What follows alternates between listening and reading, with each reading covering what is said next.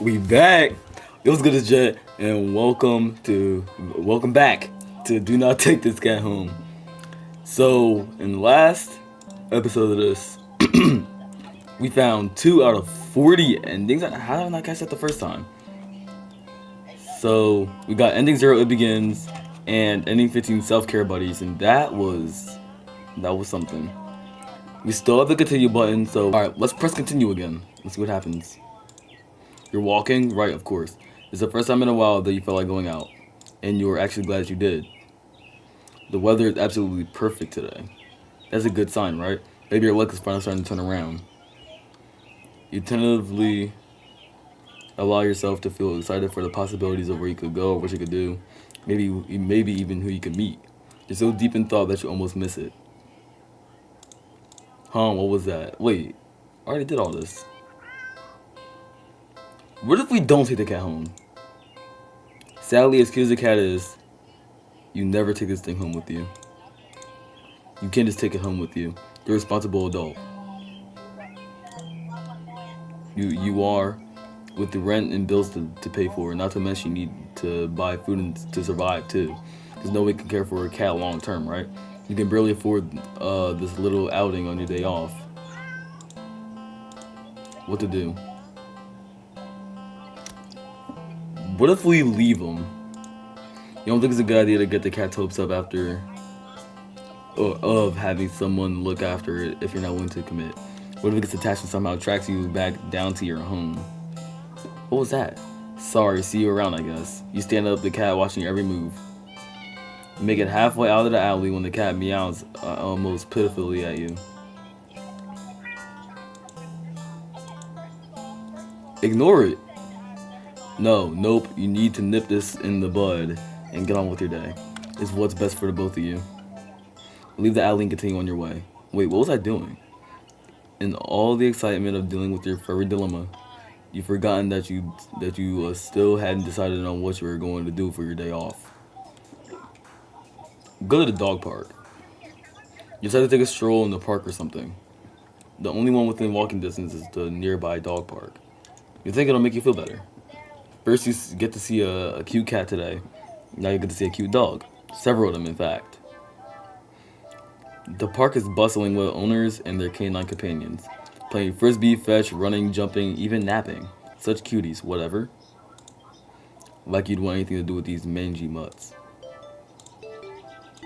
What's wrong? You didn't think that. Oh, those are my thoughts. You decide to move on. The dogs are all so adorable. You want to pet every single one you come across. But you know not all owners are cool with strangers just walking up and manhandling their pets. Not all dogs appreciate it either. So you stroll around on the path, trying to exude a welcoming aura that will beckon one of these cute doggies to you. You don't have to wait very long. Aww. You stop as the smallest, cutest puppy you've ever seen scampers up to you, blocking your path. Kill the pup. What are these choices? Leave the park, kick the puppy, kill the puppy, eat the puppy, pick up the puppy. We're not killing dogs over here, let's pick them up. They pick up the puppy and... freaking drop it. Drop it! Ah! You drop the puppy to the ground, practically throwing it from you. You immediately feel horrible, wincing in guilt at the tiny yelp it releases upon hitting the ground. The owner shoves you aside with a cutting glare and storms away with her puppy. I'm sorry. You call out, but they don't turn back or respond. Not that you expected them to. You deserved it. I'm not feeling so great about being at the park at the moment. Maybe you should leave. Let's stay. Bruh. You stay at the park? You try to calm down by watching all the dogs from afar as you walk along the path. But every so often, one will run up to you. And when they do, they look wrong. Their owners don't seem to notice. You find a bench to sit down for a quick break, closing your eyes. Maybe this wasn't the best idea after all. Maybe. Oh, hell no! You should have stayed with me instead. Oh! Am I dead? You're broken out of your thoughts when something lands gently on your lap. You look down and see a frisbee on your thighs. Hey, sorry about that. Can you throw that back? You look up to see an owner waving at you in the distance. But more importantly,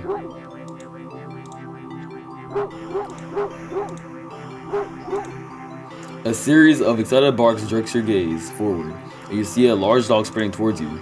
It was at this moment that he knew. He up.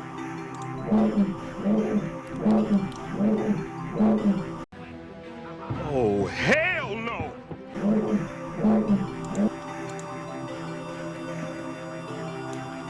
Oh no. A series of excited barks jerks your gaze forward. You see a large dog sprinting towards you. Hey, hurry, throw it back.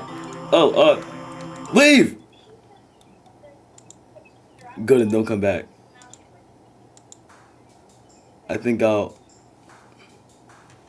I really want to play with the cat. Nope.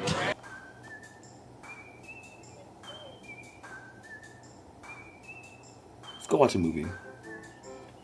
It's been a while since a film came out that looked interesting enough for you to drag yourself to a movie theater, but it's a showing of one such film at the old theater.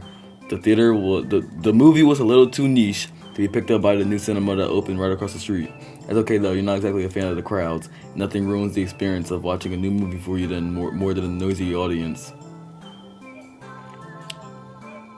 Go to the old theater. You eagerly buy your ticket from the kind old man in the booth and head inside. It's barren of any trace of other people, and the decor looks like it hasn't changed since the 80s, maybe even the 70s. But it's what you were counting on. You consider buying some popcorn, but can't help but be concerned that everything at the concession stand might be expired. You move on and walk through the halls, finally locating the theater designated on your ticket stub. As expected, the theater your movie will be playing in is completely empty. Perfect. You pick a spot right in the middle, even counting the seats and taking into consideration the gap of the staircase. As you settle in, the dim lights fade away, leaving the room pitch black for a few seconds. Before the screen flickers on, no commercials or trailers pop up, the movie just begins. Pleased, you shrug and let yourself get immersed in the opening scene.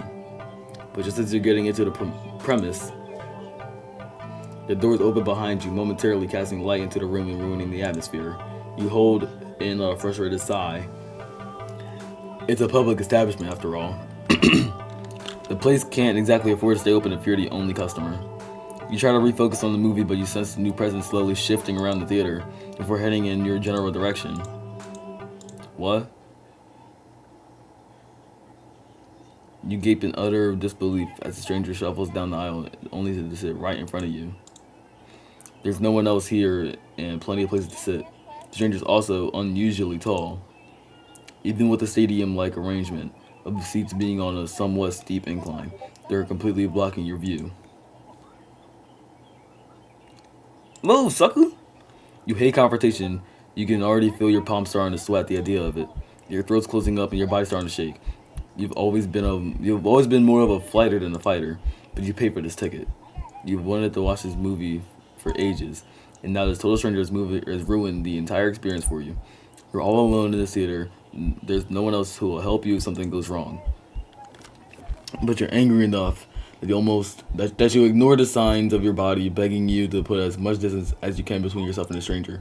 You stand up, even standing in higher up on the incline. The stranger is still at least a head taller than you. The movie continues to play in the background, but you feel as if a hush immediately falls heavily over the theater at your movement, as if you can sense the stranger anticipating what you plan to do next. You square your shoulders and force a little bass into your voice. Hey! The effort makes your words come out more harshly than you intended, like a sudden and vicious bark. But you figure they deserve it anyway. You're being a real jerk, you know that? What are you playing at, huh? Are you just trying to make me mad? The sound that follows your words is deafening. So much so that you glance at the screen only to find that the movie has paused.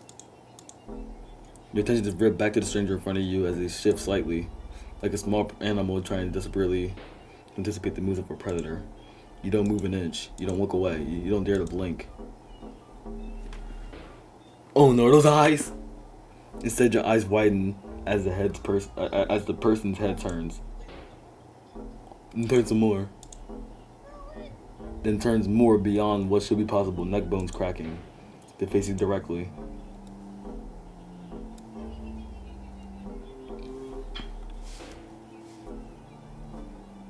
Time to go. You can't move. Wide glowing eyes resting above a wider grinning mouth gaze down at you. The stranger opens their mouth, and what comes out is something impossible to comprehend.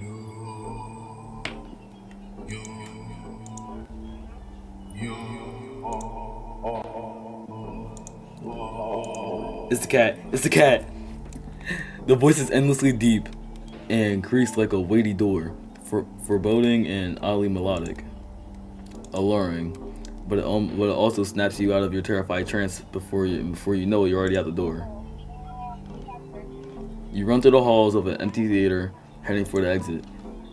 You feel something watching you from behind, but you're afraid to look. The exit is now in sight. You sprint forward and burst through the doors. You look around frantically and spot the crowded cinema across the street. People, that's what you need, safety in numbers and all that. Without thinking, you rush into the street when a sinking sensation crawls down your spine, compelling you to look behind you. Look behind you. Despite your resistance, you feel your head turning to look back of its own accord. While in the middle of the street, you catch a glimpse of a grotesque-looking person standing behind the glass doors of the old theater, watching you intensely, cradling something in their arms, something familiar. But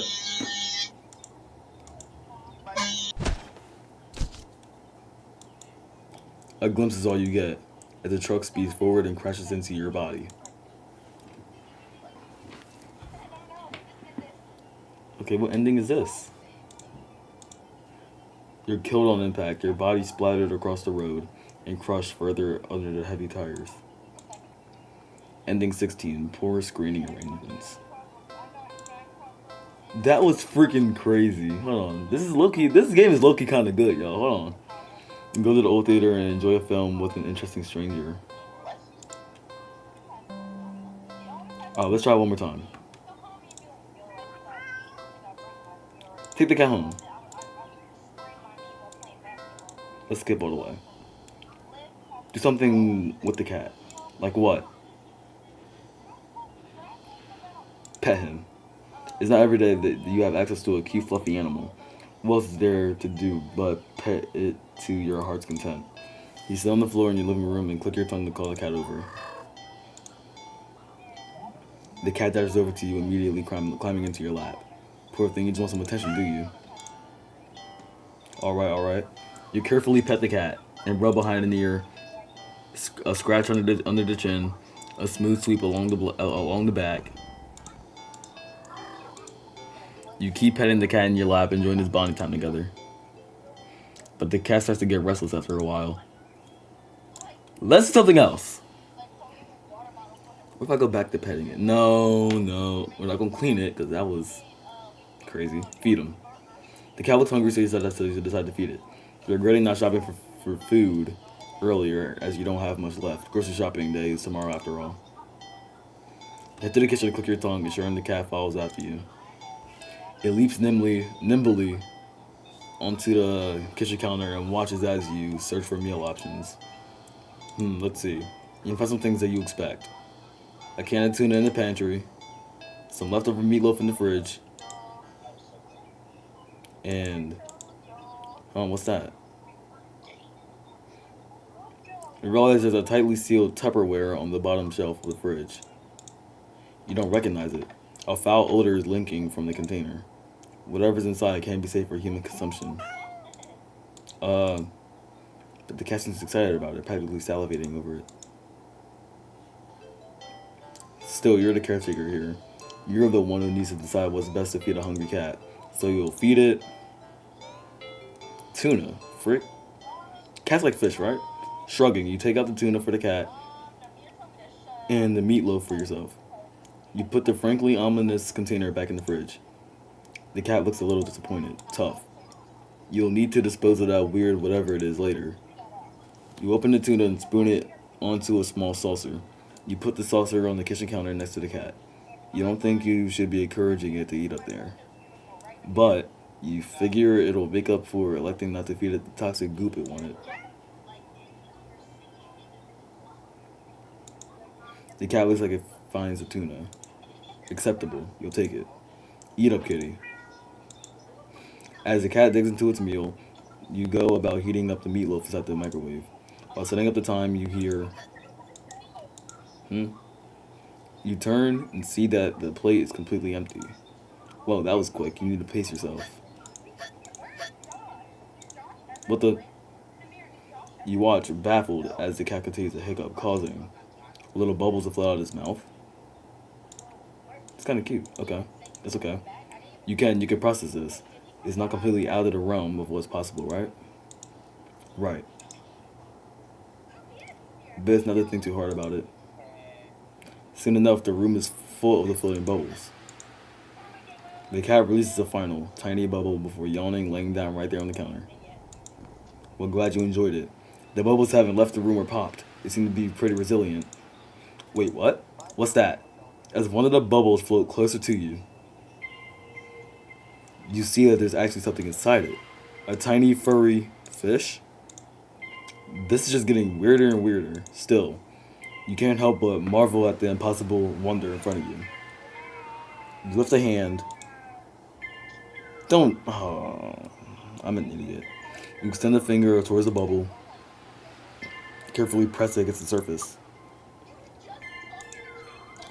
The little fish inside lashes out, visually sinking tiny fangs into your finger. It doesn't really hurt that much at first, but then... pains to climb from your finger to the rest of your hand. Past your wrist. Could it be some kind of venom? You fling your arm around and attempt to dislodge the fish, but... What's happening? You accidentally knock your arm into several of the bubbles floating around. More tiny ravenous fish latch into your flesh. You stumble back out of pain and a sudden bout of dizziness, only to bump into more bubbles. More fish digging their teeth into your back. It hurts. You're getting dizzy. You've got to get out. You deliriously try to stumble out of the kitchen. But the entire room is filled with the deadly bubbles. By the time you collapse to the ground, you're absolutely covered in tiny, angry, biting fish. Your legs, your torso, your arms, your face. The pain is unbearable. You can feel it in your skin, in your teeth, in your eyes, in your hair, and it's so consuming you can't even feel yourself convulsing or crying. You don't black out. Your eyes are still rolling up into your skull and you gasp out your last breath. Ending a fish out of water?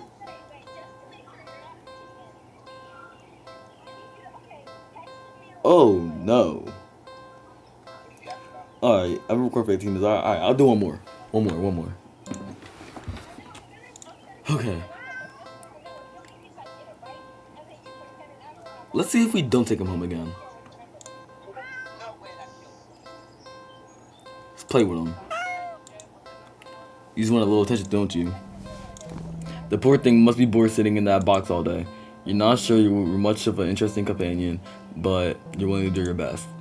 There's gotta be something you can entertain the little critter with. But what? Look around the area. Search around, but there's really nothing in the alley that looks interesting enough for the cat to play with. So maybe, how about a game?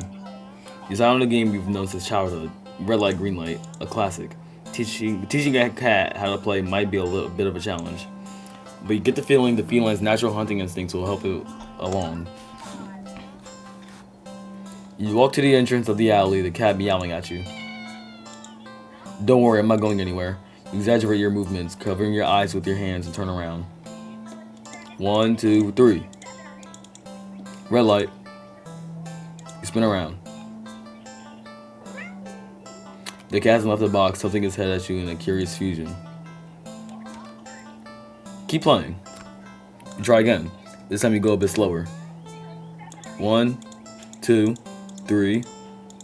Red light. When you turn around, the cat's out of the box.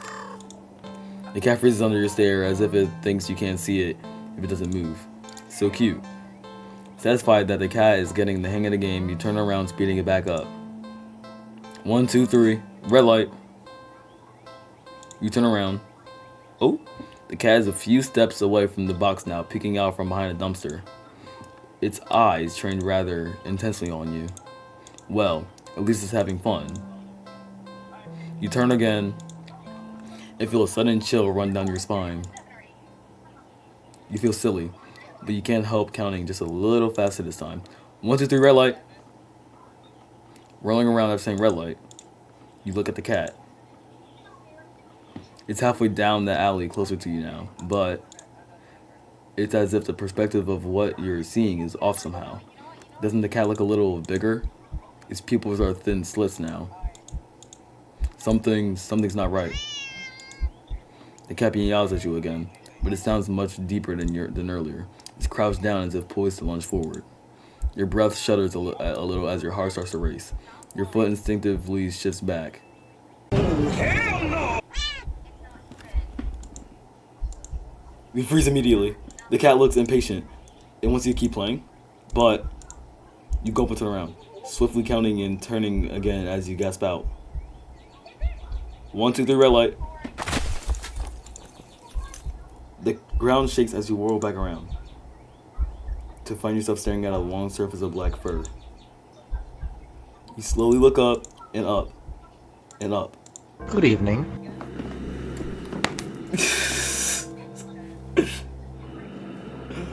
Okay.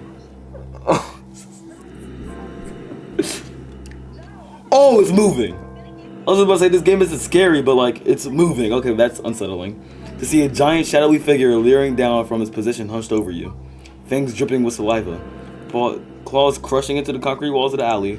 Its glowing eyes are unblinking as they look back at you. The cat is waiting for your next turn, but it's so close. If you turn around now, you don't want to play anymore. Run! That was dumb. You don't even finish turning around before claws grip your torso, digging in and piercing the soft flesh of your stomach with ease. As you're lifted into the drooling, gaping jaws above you, you can't help but think that there must have been another way out of this. But pointless regrets are pretty typical for you, aren't they? Ending 32, Fear Quitter.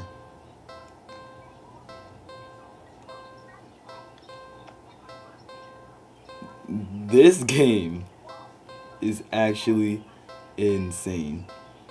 Okay, y'all, I'm having a really good time playing this game. Let's read off the new endings that I got. You fed the cat some tuna, it liked it okay. You go to the old theater and enjoy a film with an interesting stranger. I already read that. When the going gets tough, just give up. That's how the saying goes, right? Y'all, this game is actually insane. Alright. I've been recording for 23 minutes. I think I'm gonna end it off right here. If y'all enjoyed this video and y'all want to see some more of Do Not Take This Cat Home, which I know I'm probably gonna end up playing it more, because personally I'm enjoying it. I hope y'all are too. But yeah, if y'all want to see some more of this, then no, I need to change up the outro. I don't know what to say, cause y'all can't really let me know, cause I don't leave the email in the description. But you know what? Alright, I'm done. Alright, I'll see y'all in the next video. Peace out.